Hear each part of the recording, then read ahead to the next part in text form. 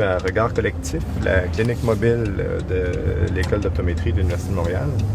Ce matin, on va aller à la Maison du Père, qui est une ressource pour gens de la rue, pour personnes de la rue. Vous allez voir que notre clinique est vraiment différente de ce qu'on est habitué à l'école. Comme là, on va arriver vers 9h, on s'installe. À 9h30, les premiers patients arrivent. Donc, livraison puis 2 examens pendant la première ronde. La première ronde, elle dure 1h30. On a une autre ronde qui fait de 11h à 12h30. Donc, 3 patients cette fois-là. Chacun de vous allez en avoir un. Donc, on a, dans le fond, on a à peu près 5 stations. On a la station d'accueil / pré-test, station de réfraction, station de santé oculaire, station service optique, puis appel à l'aide sociale. Ces 5 choses-là doivent être complétées absolument avant que le patient quitte. Donc, soyez créatifs. Si vous voyez qu'il y a de l'attente parce qu'on a juste un visiomètre, fait que s'il y a de l'attente au visiomètre, commencez votre santé oculaire, par exemple, faites votre choix de monture, faites vos mesures, des choses comme ça. Des questions à date? Bonjour, bonjour. Ça va bien? Bonjour. On va d'abord se prendre les grandes tables ici. Station 1, ça va être ici. On met le champ visuel comme ça. Là, la réfraction, c'est en arrière là. Santé oculaire dans le coin ici. L'écran, on va l'installer là.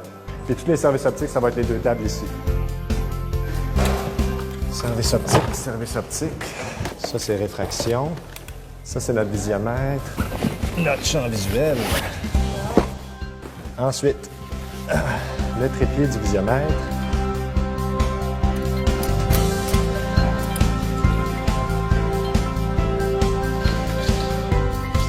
Puis après ça, on fait une mini salle d'attente, des chaises ici.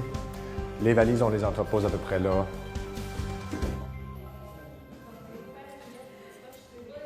Bonjour, monsieur. Ça va bien? Vous venez pour un examen? Oui, moi, c'est Benoît Tousignan, je suis l'optométriste ici. Quel est votre nom? Antoine.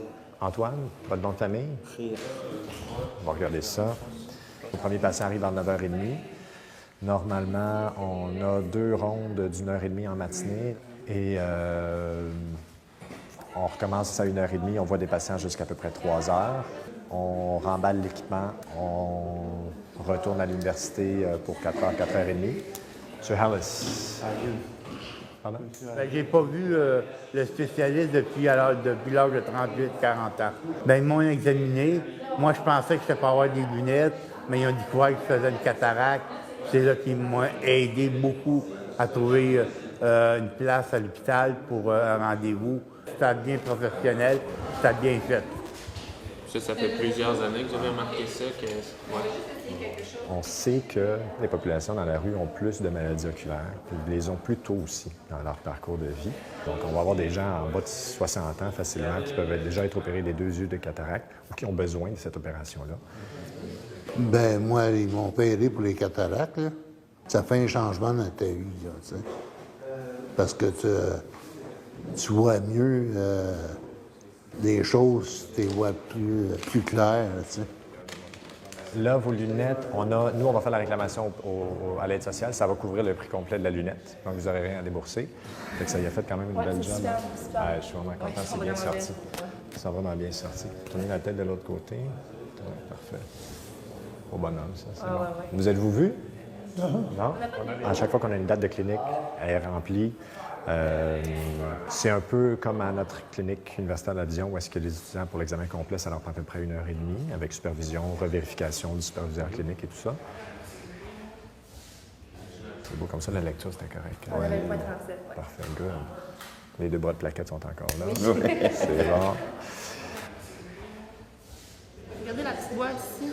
Est-ce que vous voyez un cercle qui ressort un petit peu de... Oui, le premier. Le premier, continuez. Dites-moi lequel ressort. Le deuxième, le dernier. Oui, continuez. La lumière n'est pas trop forte, ça va? On ne passera pas jamais. Regardez la tête comme ça, puis les yeux vers l'autre côté maintenant.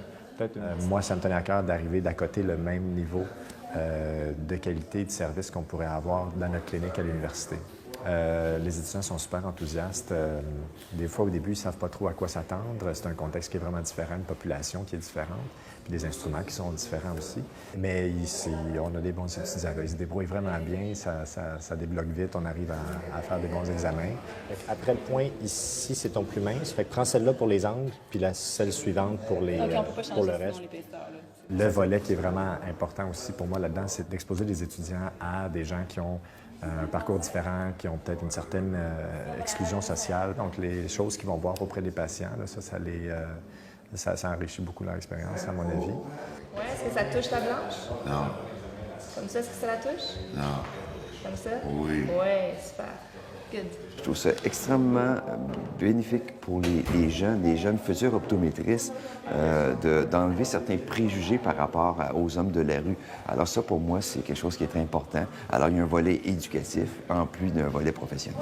Forcé pour la ramener ensemble. C'est sûr que c'est quelque chose que j'aimerais refaire. Puis justement, si un jour c'est possible de pouvoir en faire ailleurs, parce que oui, on fait des voyages humanitaires ailleurs, dans d'autres pays, mais dans le fond, ici aussi, on a besoin. On adorait ça en tant qu'étudiante. C'est super le fun d'avoir la chance d'être exposée à différentes populations comme ça. Là-bas, c'est une super belle expérience. Le personnel est super accueillant. Les résidents, super respectueux. Donc, c'est sûr que ça me tente de continuer à m'impliquer comme ça. Puis c'est vraiment plaisant de voir des patients aussi qui sont dans le besoin, puis sont vraiment satisfaits de nous voir là, à chaque fois qu'on voyait les patients avec le gros sourire. Donc c'est quelque chose de vraiment satisfaisant de ce côté-là. Ben, les lunettes, je les aime pas trop. Ah, c'est pas ça que vous voulez? Il y a des patients qui m'ont dit « Je suis content d'avoir des lunettes parce que je veux m'inscrire à des cours ». Il y a des gens qui m'ont dit « Je suis content parce que je vais pouvoir recommencer à faire des bijoux que je fais, que je peux lire, je vais pouvoir mieux fonctionner, mieux voir, mieux me déplacer dans la rue ». Et vous en devenez quelques-unes?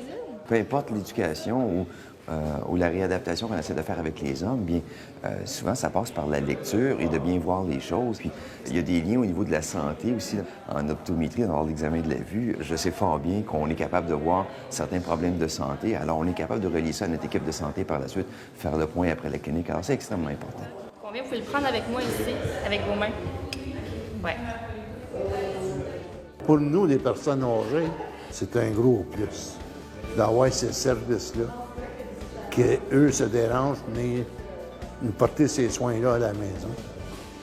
Et puis c'est beaucoup apprécié de les hommes qui demeurent à la résidence. À court et moyen terme, on veut aussi aller vers d'autres ressources, des ressources pour les femmes, des ressources pour les gens des Premières Nations.